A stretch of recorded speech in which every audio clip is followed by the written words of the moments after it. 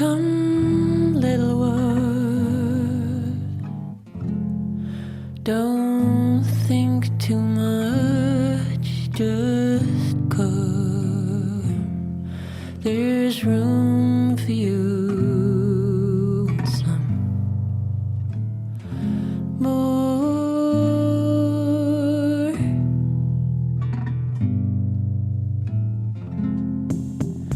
My arms go this way. You can't miss me. Well, people, here we are, another episode. If it be your will podcast. It's a mouthful sometimes. We are into season 5. I love reaching over to the UK. I mean, they have such amazing artists, and in particular, I find their singer-songwriters outstanding. And today, I'm sparing nothing. I'm bringing Sophie Jamieson, who's just put out a outstanding record.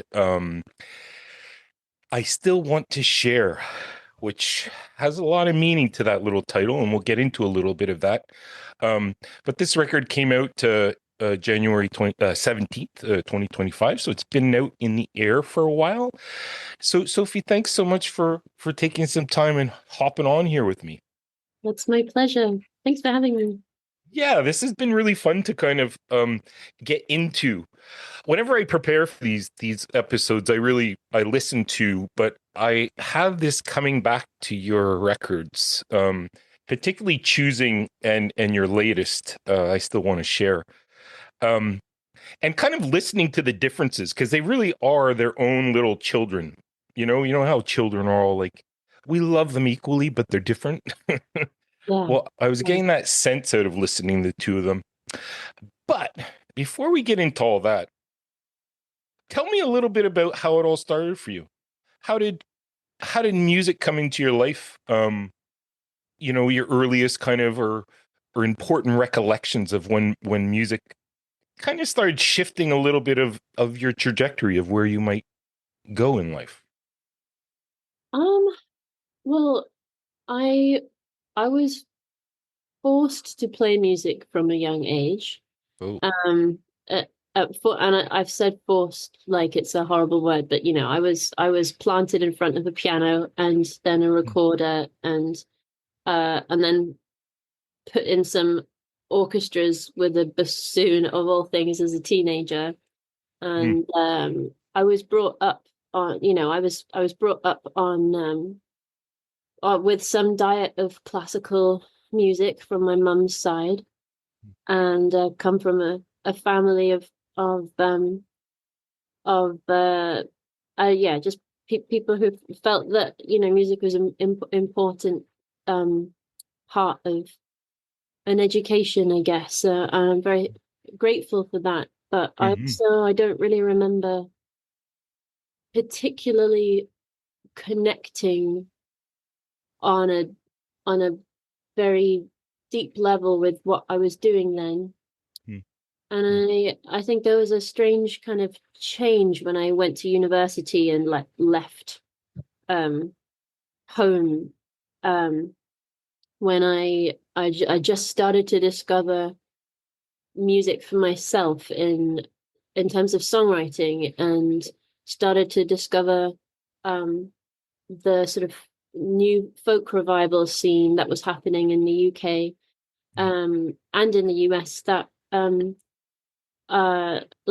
of flicked a switch in my brain. And to be really honest, I struggled with some mental health stuff as a teenager, as like a lot of teenagers do. And I spent the last few years of school struggling with like a lot of obsessive compulsive behavior, and struggling with self punishment of various kinds. And once I started to find that I could write songs, it was just the kindest thing I could actually do for myself was write my own music that was like completely far away from everything that I'd been taught, all the ways I'd been taught to play music till Right. then.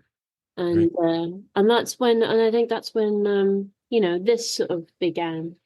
Hmm. Was like very much a source of solace and gentleness for myself, which I've always struggled to maintain. That, but it's been that, usually that is that relationship with the, yeah, Yeah. kind part of myself. Yeah. Yeah, it's interesting. And when you were growing up, like music was always kind of seen as something you had to do rather than than you wanting to do it. Is that an accurate statement? I mean, I don't really remember, to be honest. It was just part of my childhood. Mm, I went to a school that was like very well provided with music program, and I played in a lot of chamber groups of various kinds. And I was used to being around um a lot of orchestral music, and I enjoyed that. I loved being part of that, but it was mm, kind of habitual, you know. right. Right. Um it was different. Right. It comes with a lot of you know, my mum could have opinions about the music that we were playing, Mm, or the way that I played my instruments, and but then I don't know, when you start make building your own um project, mm-hmm. you have to let go of all of everything you've learned in a way, Right. all of that particular kind of discipline, and create a new kind of discipline.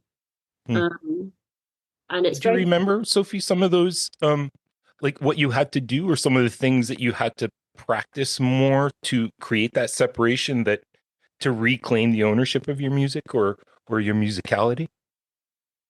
um to be honest, I just listened to loads of Mm, um folk music, mm. um and That was kind of your door that opened to the yeah, possibility of I will do this or I would like to do this on, as a yeah, person, as a I didn't think very hard about mm, deciding to do it. I just found myself doing it mm, because it became necessary. right, Um, and um, I just listened a lot. For me, that's always been the greatest educator, has just been listening and soaking it in, going to mm, gigs, yeah, and yeah, and like, yeah, learning other people's songs as well. I've not been mhm. very good at doing that actually for most of my adult life. I've just started to try and make that a practice. um Mm, but yeah, and just like paying attention to the power of words as well.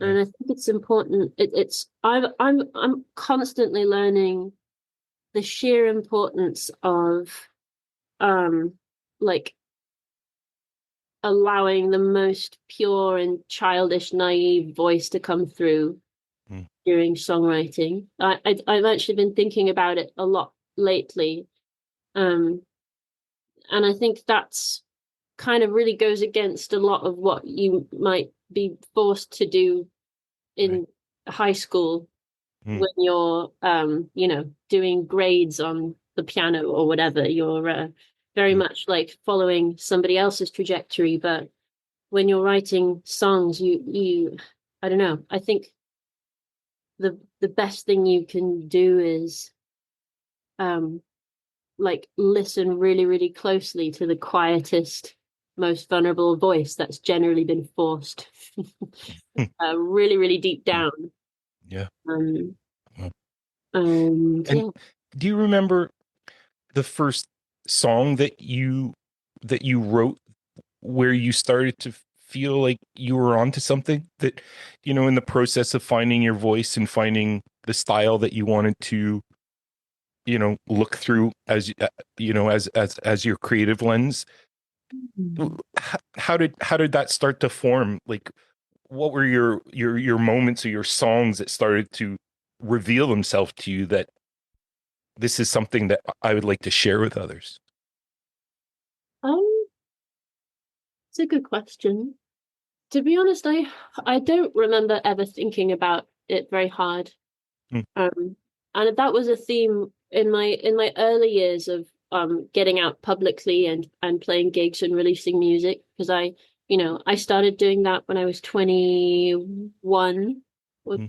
yeah, and or 22, and um did that for a few years before having a bit of a breakdown and having to stop. But during those Mm. first few years, I just didn't think very far ahead, Mm. and I just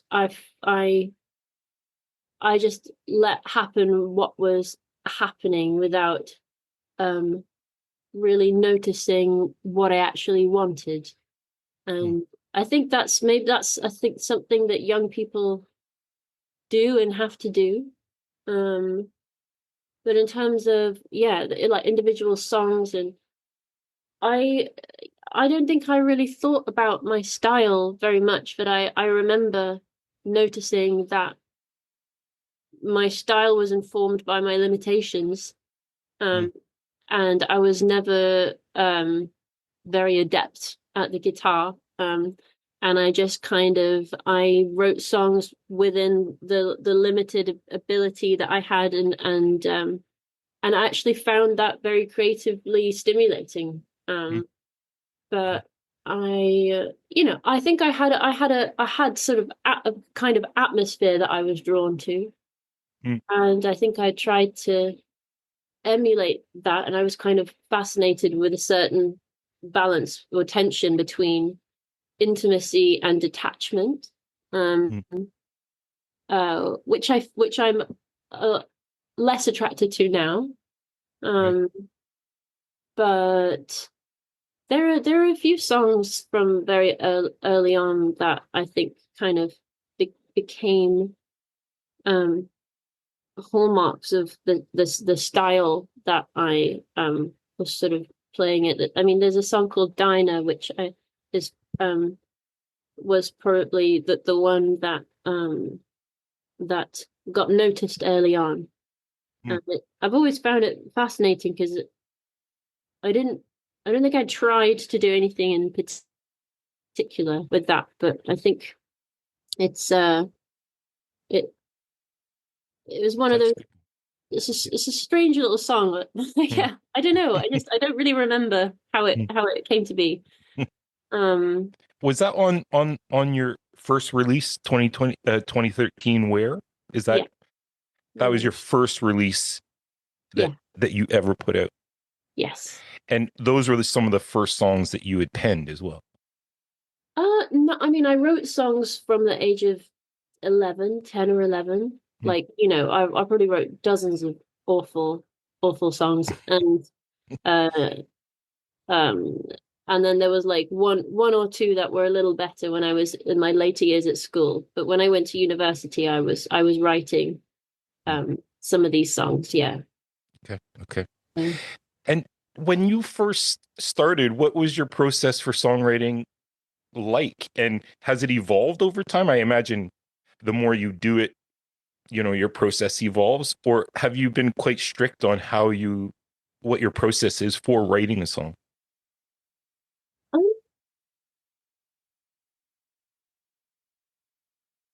to be honest, I don't particularly remember how I wrote like 12 or 13 years ago. I think maybe I would often start with a guitar Mm. part. Nowadays, um, I'm I'm really very lyric forward. Um, I think words have just become more and more powerful to me. I'm Mm. so much more aware of what they can do, and more and more fascinated by them and what you can do with um I don't know, it's just, yeah, maybe as I've got older and I've accumulated, reading and listening, Mm. I'm ever fascinated by the power of the first line of a song, and that's nowadays I mostly probably start with one line that feels that comes quickly and that feels true and unoverthought, and that usually leads the rest of the song. Right. But I think that's become habit, to be honest. I think I used to do a bit more of sometimes guitar first, sometimes words, but yeah, I find that the most stimulating thing, because the guitar chords usually fit around the phrasing, the lyrical phrasing, and I find that really interesting as well. How I don't know, you can kind of come up with a sentence, and within that sentence there's, you know, a word that wants to be long, there's a word there's a couple of short words that are rhythmic, and somehow you can just hear chord change within that. I love that. I love songs that feel incredibly natural. It's so well described, Sophie. That's really I like how you put words to that. Very interesting. And we were talking too before we hopped on about just your two latest releases in 2022 and then 2025. And as you were talking, I told you I was obsessively listening to these two records, and I really started to notice too in the latest how much more room you've given the lyrics to grow within. I don't know if it was, but you mentioned that, so it struck me like, yes, like that's, I find the musicality in the latest release allows your words to feel them more, to connect with them, because you're giving them so much room to grow within. Do you notice, like, what are your biggest notices from choosing to your latest in 2025 that just came out? I still want to share. Do you like? Did you change how you built those two records differently, or are they pretty much built similarly? It's a good question. Well, they were made with two really different people, and I think that generally is just has an enormous impact in so many ways on how things are done. And I was aware, I felt like going into the studio with this latest record, I felt like this was my best songwriting, and that the songs were like, they were strong, and I wanted to really elevate them, or like just give them. I wanted it as best as possible. But then once I went into the studio, you know, the way I worked with Guy, my producer, we didn't really have to talk that much about those kind of choices. It just kind of felt very natural. And I feel like between the two, I feel like choosing is maybe a bit more of a sort of watery record, where it kind of goes from blurry to distinct, a bit through it. And that was like not necessarily intentional, but I think like a byproduct of the nature of the record and what it was about. And this one feels to me like a kind of like, I don't know, I kind of see it a bit like a ribbon, or like a wave that kind of like does big movements, and everything kind of moves with it. I think there's a bit more of things feeling tied together and unified, and that they're being a bit more focused, where I wanted the focus to be. But I don't know, I think that also was I think happened because I think the songs were stronger, and the songs were able to lead a bit more. But you know, I didn't think about it too much. Right. But in retrospect now, so you've had like this record out in the world for, you know, a couple months now, a few months almost. how do you feel that the reaction that you're getting for it? How are you receiving that? Are you like, what's it like for an artist when you release a record and you kind of have all this anticipation of the date of the release, and then like what do you look for after a record's been released to, to have a sense that it accomplished what you wanted to? Um, I think I've learned to not look for anything. Is I've generally found, having now done this twice, and I learned a lesson from the first time, Mm. that you're always going to be surprised by what people hear and how they interpret, and that, I think it's a cliche, everyone says on release day, this record is yours now, it's not mine anymore. And every time I read that, I'm like, yeah, oh my god, no. But it really is, it is this, it's a cliche for a reason. You really do have to, you do actually have to let go. I have had to Mm. detach myself from the record somewhat since it came out, because I'm just exhausted by it.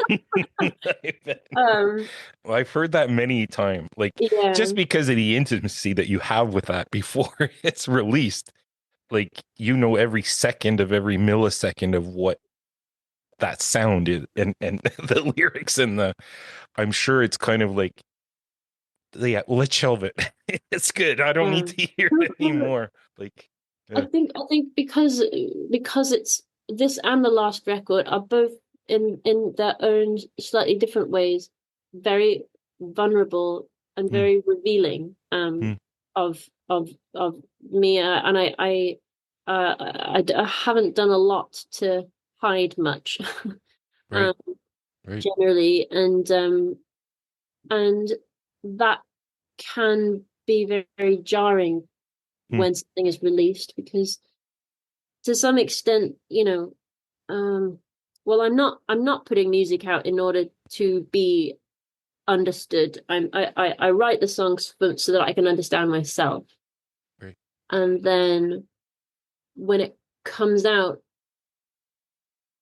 like, well, I happen to have put forward this most, like the best, I've done the best job I possibly could Mhm.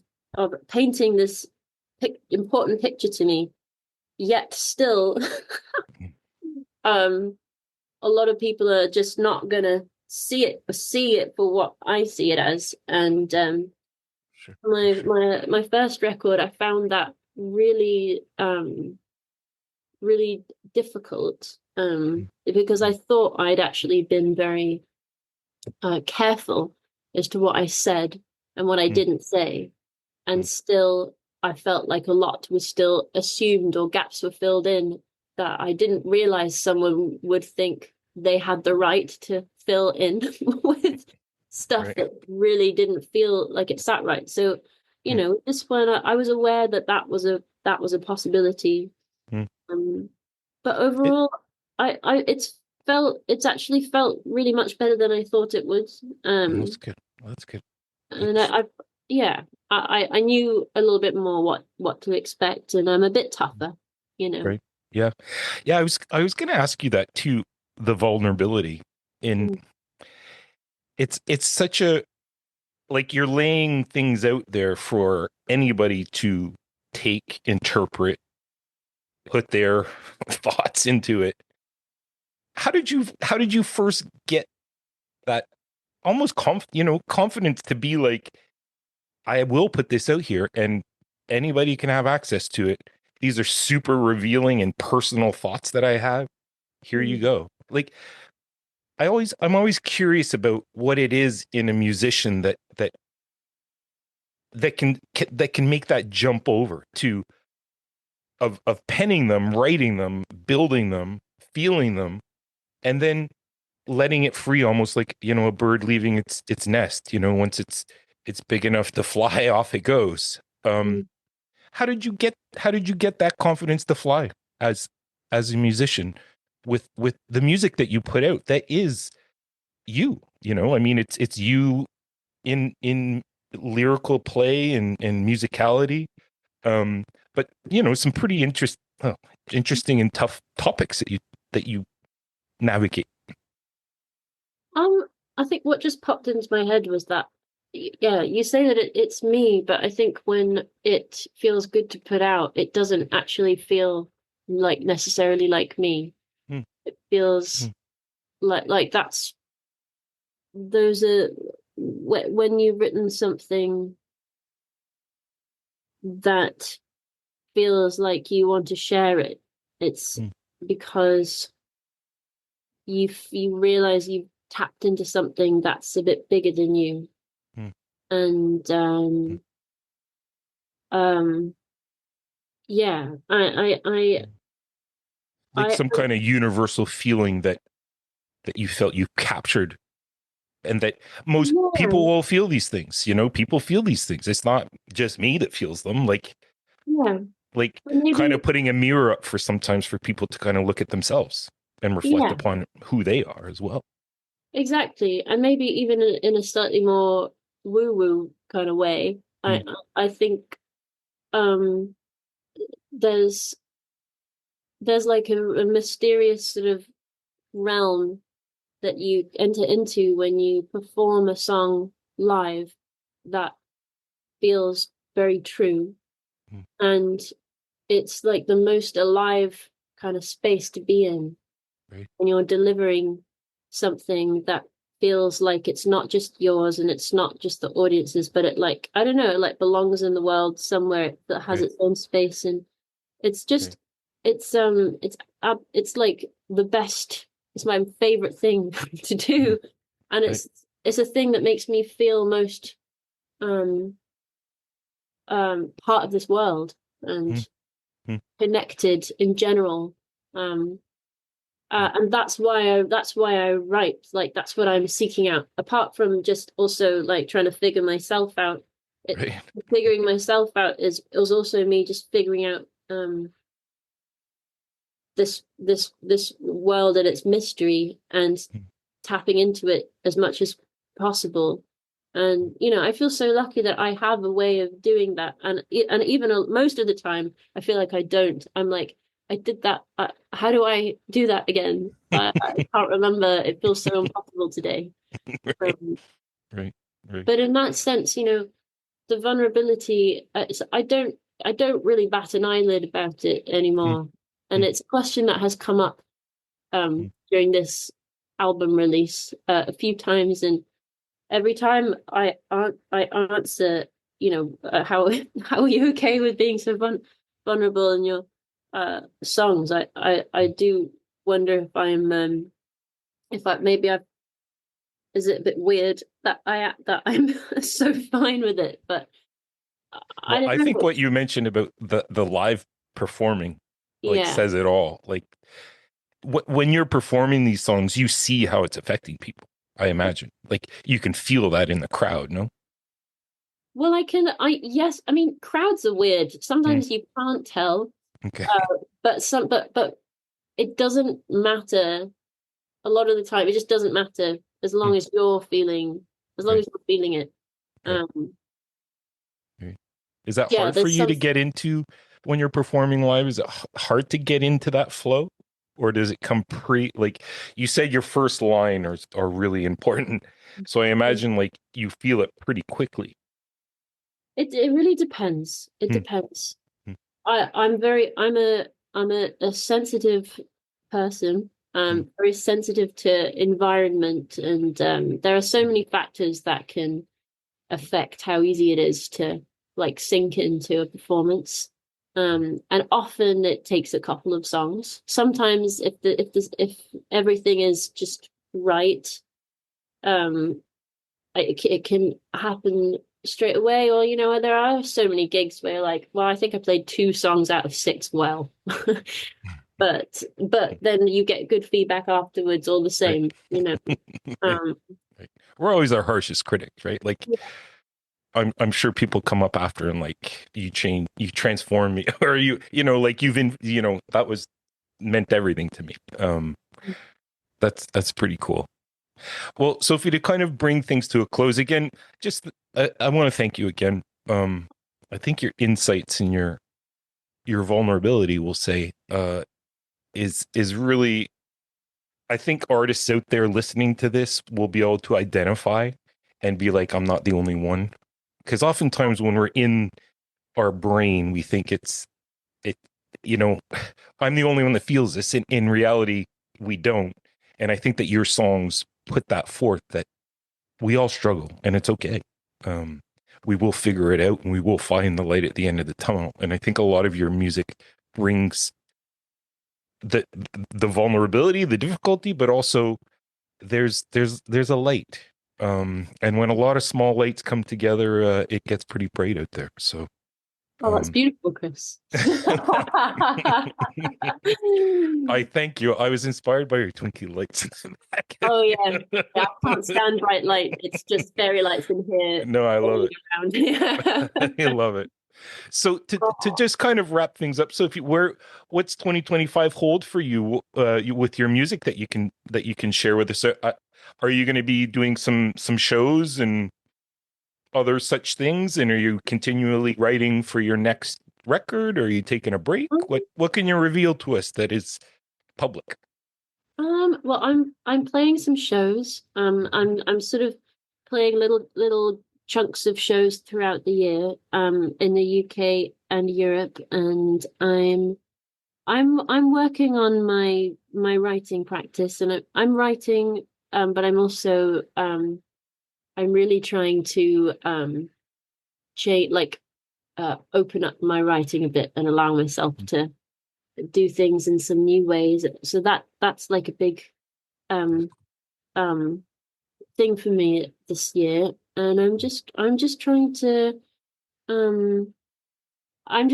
like put creativity first this year and try to worry less about the industry and how things look from the outside, and and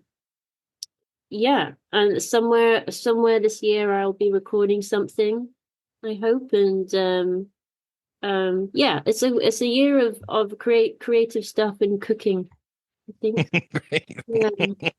What have you been cooking these days, just as a quick closure? What are some of the fun things you like to cook? Oh, well, I mean, in terms of like songs. Okay. Yeah. I'm a big cook too, so I was like, ooh, cooking. But I'm gonna go and cook some noodle soup in a minute. So nice. yeah. Excellent.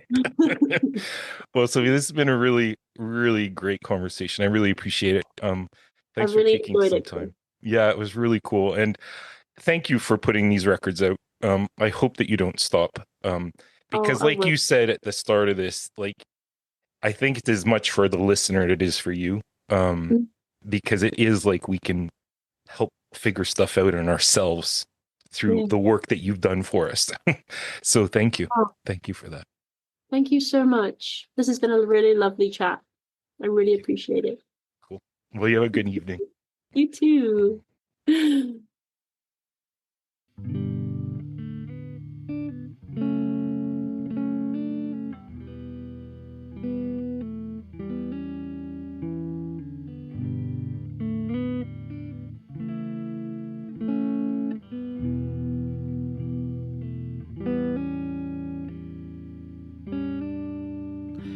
I broke it into half there in my hand.